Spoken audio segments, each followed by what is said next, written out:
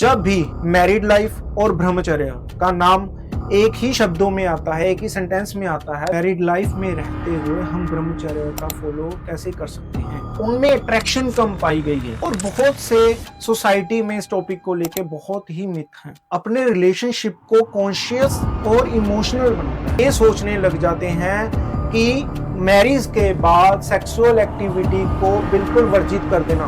ना तो आयुर्वेद ना तो ब्रह्मचर्य मैरिज के खिलाफ है। वो लोगों में पाया गया है कि वो लोग टाइम से ब्रह्म मुहूर्त में उठते हैं, कैरियर ग्रोथ, उनकी फाइनेंशियल स्टेबिलिटी।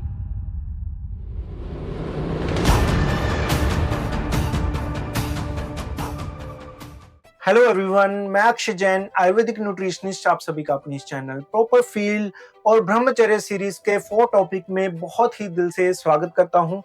दोस्तों, आज हम बात करेंगे कि गृहस्थ में रहते हुए, मैरिड लाइफ में रहते हुए हम ब्रह्मचर्य का फॉलो कैसे कर सकते हैं। इस टॉपिक का बहुत से लोगों को इंतजार भी था और बहुत से सोसाइटी में इस टॉपिक को लेके बहुत ही मिथ हैं। आज हम उन मिथ्स को भी क्लियर करेंगे और जानेंगे कि कैसे ब्रह्मचर्य जीवन फॉलो करके हम मैरिड लाइफ को सक्सेसफुल बना सकते हैं। जब भी मैरिड लाइफ और ब्रह्मचर्य का नाम एक ही शब्दों में आता है, एक ही सेंटेंस में आता है, तो बहुत लोग ये सोचने लग जाते हैं कि मैरिज के बाद ब्रह्मचर्य को फॉलो करना पॉसिबल ही नहीं।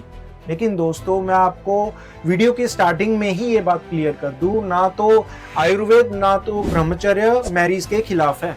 दिक्कत तब आती है जब हम ब्रह्मचर्य को गलत समझ लेते हैं और ये सोचने लग जाते हैं कि मैरिज के बाद सेक्सुअल एक्टिविटी को बिल्कुल वर्जित कर देना। लेकिन आयुर्वेद कहता है कि गृहस्थ ब्रह्मचर्य का मतलब जब हम ये एनर्जी का कॉन्शियसली यूज करते हैं, चाहे वो सेक्सुअल एक्टिविटी में, चाहे वो अपनी रोजमर्रा की जिंदगी में, चाहे वो अपने बच्चों की परवरिश के लिए, चाहे वो फैमिली को स्टेबल करने के लिए, मेंटल स्टेबिलिटी के लिए, सोसाइटी में रहने के लिए। इसीलिए गृहस्थ ब्रह्मचर्य का मतलब अकेला ये नहीं होता कि रिस्ट्रिक्शन ही रिस्ट्रिक्शन। गृहस्थ ब्रह्मचर्य का मतलब जब हम हर एक चीज को रेगुलेशन में करते हैं। ये एनर्जी अकेली प्लेजर के लिए नहीं होती। इस एनर्जी से हमारी इम्यूनिटी भी बनती है, हमारी मेंटल स्टेबिलिटी भी बनती है, हमारे में फिजिकली स्ट्रेंथ भी आती है, हम इमोशनली भी स्टेबल होते हैं।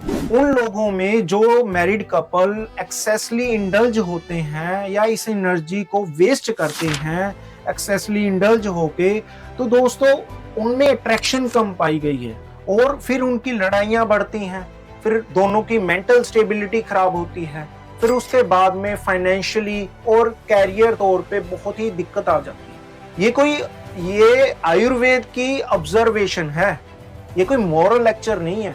जो लोग सक्सेसफुल होते हैं उनकी मैरिड लाइफ में ये देखा गया है कि उनकी जो एनर्जी होती है वो बिखरी हुई नहीं होती। जो लोग ब्रह्मचर्य का मैरिज के बाद फॉलो करते हैं, वो लोगों में पाया गया है कि वो लोग टाइम से ब्रह्म मुहूर्त में उठते हैं, टाइम से सोते हैं, सात्विक आहार लेते हैं, तो उसके बाद अपनी सेंसेस, अपनी इंद्रियों को वश में रखते हैं। उसके बाद उनका कैरियर ग्रोथ, उनकी फाइनेंशियल स्टेबिलिटी, ठीक है, उनमें आपस में रिलेशन बहुत ही अच्छा हो जाता है। गृहस्थ में ब्रह्मचर्य का मतलब ये नहीं कि मैरिज लाइफ आपकी वीक हो जाएगी, इससे तो और भी आपकी रिलेशनशिप की प्रोग्रेस होगी। वहीं हम स्पिरिचुअली बात कर लें, अगर हम स्पिरिचुअल देखें तो गृहस्थ में ब्रह्मचर्य में रह के हम अपने मन को स्थिर कर सकते हैं, हम ध्यान में और डीप जा सकते हैं। जब हम अपनी इंद्रियों को अपने वश में रखते हैं तो आयुर्वेद कहता है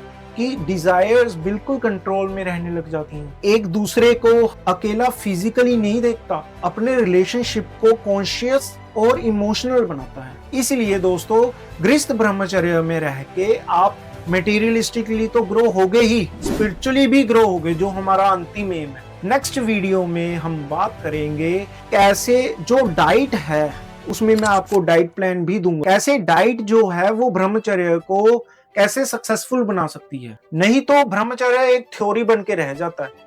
जब हमारी डाइजेशन ही नहीं अच्छी होगी तो फिर जो 7 धातुएं हैं वो कैसे ओजस को बनाएंगी। तो इसीलिए अगली वीडियो में हम डाइट की बात करेंगे। बने रहिए इस टॉपिक के साथ। तब तक के लिए अक्षय जैन और प्रॉपर फील्ड की तरफ से साइनिंग ऑफ।